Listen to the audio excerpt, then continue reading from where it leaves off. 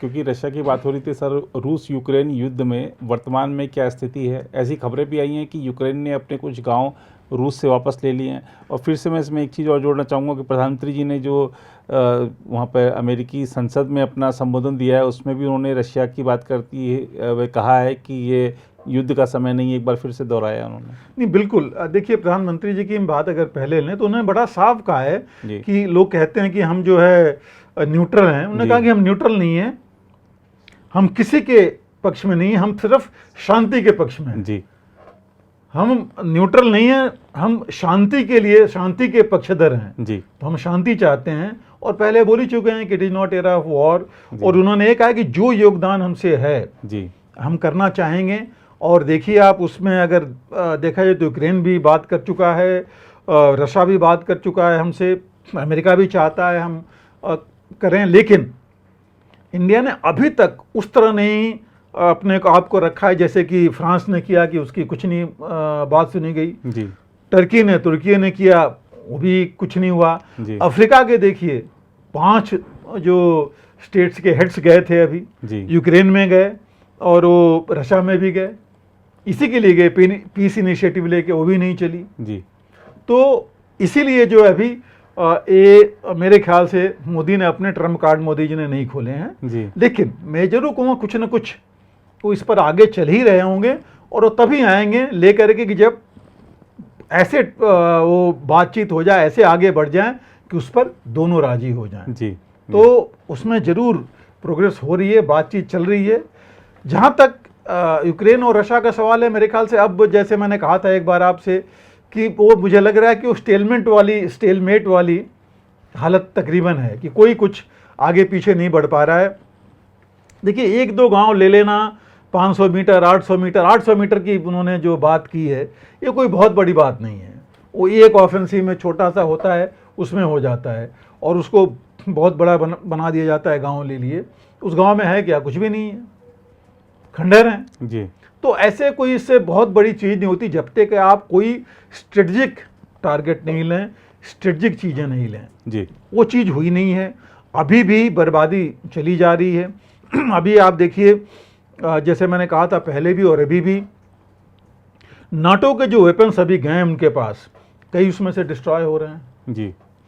Guns हो रही हैं इनके जो टैंक्स हैं, ये समझिए, अभी मैं पढ़ रहा था कहीं एक उन्होंने किसी ने ये दिया था बातचीत इनकी यूक्रेनियन ट्रुप्स की कि हम लोग जो है दूसरे टैंक्स में जा रहे हैं, M60 और बाकियों में, क्योंकि लेपर्ड टैंक्स जहां देख रहे हैं रशियंस बाकी टैंक छोड़ के लेपर्ड्स को डिस्ट्रॉय कर रहे हैं, क्योंकि लेपर्ड्स टैंक डिस्ट्रॉय करने पर आई थिंक रशिया में ही उन्होंने बोल रखा है कि $1000 है, कितना पर टैंक देंगे जी। कोई डिस्ट्रॉय करता है। तो मैक्सिमम ये हो रहा है और इसमें हालत ये हो रही है कि बजाय कि लेपर्ड्स टैंक में मरें, खबर ये आई है कि यूक्रेनियन ट्रुप्स खुद ही लेपर्ड टैंक को डिस्ट्रॉय कर दे रहे हैं। जैसे वो आगे बढ़ जा रहा है, पीछे माइन है तो वापस आ रहे हैं कि आगे का हिस्सा नहीं, पीछे का हिस्सा जो है डैमेज हो जाए जी। तो ऐसे भी कर रहे हैं। किसी ने बोला है कि अम्युनिशन उल्टा डाल दो, कुछ और, मतलब कई ऐसी चीज़ें हैं। तो ये वहाँ नुकसान तो हो रहा है नाटो को। नाटो भी प्रॉब्लम में आ गया। आप देखिए, नाटो 2-3 दिन से अगर आप खबर पढ़ रहे होंगे कि नाटो की हालत ये हो गई है कि उनका अम्युनिशन लेवल काफ़ी कम हो गया है जी। मैक्सिमम तो उन्होंने यहाँ दे दिया है। और सबसे बड़ी उनकी चिंता ये है कि जो समझते थे कि इनविंसिबल है, बहुत हमारा जो इतना सटीक सिस्टम है कि इसको कोई कुछ कर नहीं सकता, इसके ऊपर हम ही आगे बढ़ सकते हैं इन टैंकों के साथ, इन मिसाइल्स के साथ, वो डिस्ट्रॉय हो रहे हैं, डैमेज हो रहे हैं। आप स्टॉर्म शैडो मिसाइल जो दी है इंग्लैंड ने, सोचिए 2 नष्ट कर दी इन्होंने। प्रीडेटर जो ये थी इन्होंने दी थी अमेरिका से, वो भी डिस्ट्रॉय हो रही हैं, डैमेज हो रही हैं। तो ये बहुत बड़ा धक्का है इनके लिए जी। जहाँ तक ऑपरेशंस की बात है, ऑपरेशंस में देखिए, सबसे पहले तो जो मैंने कहा था, पिछली बार हमने डिस्कस किया था, जो डैम से मैंने कहा था कि वाटर बॉम्ब जो दिया, अब समझिए $1.5 बिलियन का नुकसान हो रखा है यूक्रेन को, उससे काफ़ी डैमेज हुआ, जो कि इस बार भी रिपोर्ट भी आई थी कि शायद वो कुछ शुरुआती जांच में पता चला कि रशिया ने किया है। देखिए वो कह तो रहे हैं लेकिन अभी भी कोई मुंह खोल नहीं रहा है सीधा, जी क्योंकि आपको याद है कि पिछले साल रशिया ने बोला था कि इसमें कुछ जो एक्सप्लोजिव्स लगा दिया है ऑलरेडी यूक्रेन ने। जी तो उनका ये कहना है कि भाई हुई होगी फायरिंग, वो जो है वो एक्सप्लोजिव्स उन्होंने जो वाटर में पानी में लगाए थे उसकी वजह से हुआ है। जी तो इस वजह से अभी कोई इसके ऊपर कोई कुछ कह नहीं पा रहा है। आपने देखा कहीं नाटो से या किसी से कोई ऐसा बयान नहीं आया।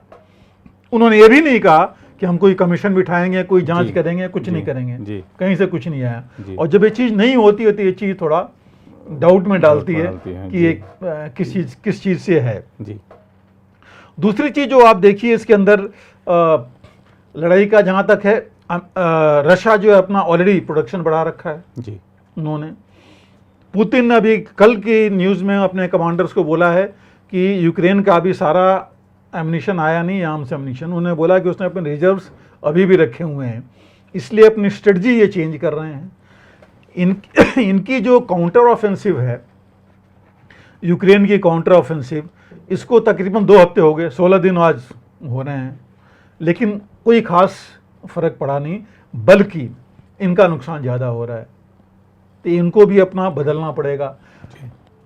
उसने रशिया ने बेलारूस में न्यूक्लियर वॉरहेड्स रख दिए और कहा जा रहा है कि एक फ्रंट उधर से भी खुल जाएगा। जी उसने ये भी धमकी दे रखी है कि अगर नाटो वेपन्स क्रीमिया में यूज़ किए गए तो मैं इसको डायरेक्ट बोलूँगा, क्योंकि क्रीमिया तो हमारा है। जी तो मैं जो है वहाँ से एक्शन लूँगा। एक फ्रंट अगर वहाँ से खोल दिया तो भी प्रॉब्लम और बढ़ सकती है। जी तो ये कुछ चीज़ें हैं जो कि फ़र्क डाल रही हैं। और सबसे बड़ा जो फ़र्क है आप देखिए, सबसे बड़ा कि यूक्रेन का ही है कि अभी जो रिपोर्ट्स आ रही हैं, लोगों के रहने की जगह नहीं है, जो जी। बच गए हैं। जी 50% सिर्फ पॉपुलेशन रह गई, लेकिन उनके पास भी जगह नहीं है, सब डिस्ट्रॉय होते जा रहे हैं या डैमेज होते जा रहे हैं। तो वो करें तो क्या करें। तो ये सब कुछ ऐसी चीज़ें हैं जिसकी वजह से फ़र्क पड़ रहा है वहाँ पर। एक और चीज़ है, अभी आपने देखा परसों जो है लंदन में इनकी यूक्रेन के ऊपर मीटिंग हुई थी, खासकर रिकॉन्स्ट्रक्शन के लिए। जी जी जिसमें तकरीबन बाकी कंट्रीज़ और डोनर्स जो लोकल प्राइवेट्स वगैरह मिला करके तकरीबन 50 एजेंसीज थी, इंक्लूडिंग स्टेट्स के। ब्लिंकन भी वहाँ गए थे चाइना से, और उन्होंने आई थिंक $66 बिलियन मंजूर किया है रिकॉन्स्ट्रक्शन की नॉन मिलिट्री एड में। यूएन का कहना है कि तकरीबन $411 बिलियन चाहिए रिकॉन्स्ट्रक्शन में पूरे उसके लिए। तो आप समझ लीजिए कि कितना बड़ा है। $200 बिलियन से ऊपर तो लोग लगा चुके हैं वॉर में। जी तो बहुत ज़्यादा खुद इनके ऊपर वो है, $400 बिलियन ये कहाँ से आएंगे और कैसे करेंगे। दूसरी जो चीज़ है उसमें अभी जो सबसे ज़्यादा चल रहा है उसमें जो ज़ेपोरिज़िया का न्यूक्लियर पावर प्लांट के ऊपर चल रहा है। और I think international atomic energy agency के जो चीफ हैं वो जाने वाले हैं वहाँ पर इसके बारे में देखने के लिए कि उससे जो असर नहीं हो।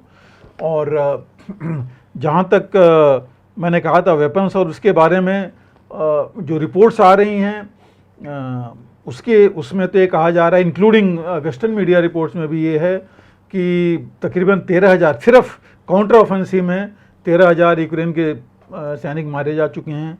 करीब 24 से 30 तक टैंक्स और बाकी चीज़ें नष्ट हो चुके हैं जो ये दिए गए हैं, नाटो ने दिया है। जो गन्स हैं वो भी काफ़ी डिस्ट्रॉय हो चुकी हैं। तो इसमें काफ़ी फ़र्क पड़ रहा है। जिस तरह से उन्होंने सोचा था कि वो आगे बढ़ जाएंगे, वो आगे नहीं बढ़ पा रहे हैं। तो इसमें जो चीज़ एक तो बिल्कुल सही वैसे भी न्यूज़ नहीं आ रही है, वो एक वन साइडेड आ रही है। हालांकि अब रशिया ने भी अपने वीडियोज और फोटोज भेजना शुरू कर दिया है। वो दिखा रहे हैं कि कैसे खास करके जब से काउंटर ऑफेंसिव शुरू हुई है और नाटो के जो वेपन्स आए हैं वो स्पेशली दिखा रहे हैं कि कैसे वो डिस्ट्रॉय कर रहे हैं। तो ये एक नई चीज़ है जो पहले नहीं होती थी, पहले रशिया की तरफ से चीज़ें नहीं आती थी। इससे जो है जब ये होगा तो नाटो में ऑलरेडी ये खबर उठने लगी है कि ये वेपन्स फिर हैं किस लिए हमारे कि जिनको हम रखे हुए थे और ये तो ऐसे डिस्ट्रॉय होते जाएंगे। इनका काउंटर है जो उनको पहले वो सोचते थे कि नहीं ये तो जो हम अपने लैंग्वेज में कहेंगे कि अजेय हैं, इनको कुछ नहीं हो सकता। तो ये एक चीज़ उनके दिमाग में आ गई है पॉपुलेशन के, जी जो पहले नहीं थी। ये रशा ने शुरू कर दिया, जिसका फ़र्क पड़ रहा है। तो इस वजह से अगर आप देखिए तो नुकसान तो अभी मैं कहूँगा यूक्रेन का ही हो रहा है, और मुझे लगता नहीं कि इतनी जल्दी कोई प्रोग्रेस नहीं हो पाएगा। लेकिन ये उम्मीद मैं फिर भी लेके चलूँगा कि शायद अब वो स्टेज आ रही है कि इनको मिल बैठ के कोई ना कोई जो पीसफुल या पीस इनिशिएटिव लेना होगा, लेके चलना पड़ेगा। और जहाँ तक न्यूक्लियर है, मुझे नहीं लगता कि न्यूक्लियर ऑप्शन लेके कोई चलेगा। थ्रेट जरूर बरकरार है, उन्होंने कर दिया है कि मतलब थ्रेट एक थ्रेट ही है, काउंटर मेजर ही हैं। जी तो मैं नहीं कहूँगा, लेकिन मैं अगेन ये कहूँगा दोनों रिस्पॉन्सिबल स्टेट हैं, रशिया भी और नाटो भी। तो न्यूक्लियर मुझे नहीं लगता ऑप्शन लेके चलेंगे। लेकिन एक जो ये बात कही जा रही है कि न्यूक्लियर रेडिएशन अगर खोल दे जाए ज़ैपोरिज़िया और बाकी जगहों से ऐसे हो जाएं, वो भी एक बहुत बड़ी त्रासदी होगी कि हम जो है न्यूक्लियर वॉरहेड तो नहीं यूज़ कर रहे हैं, न्यूक्लियर वॉर नहीं लड़ रहे हैं, लेकिन हम रेडिएशन इस तरह जारी है, और फिर वही होगा कि किसने किया ये नहीं पता लगेगा। ये नहीं पता चलेगा। अगर आप भी लेना चाहते हैं देश दुनिया की तमाम जानकारी, तो आज ही सब्सक्राइब करें हमारे चैनल को। साथ ही नीचे दिए बेल आइकन को जरूर दबाएं ताकि हर अपडेट आप तक पहुंच सके।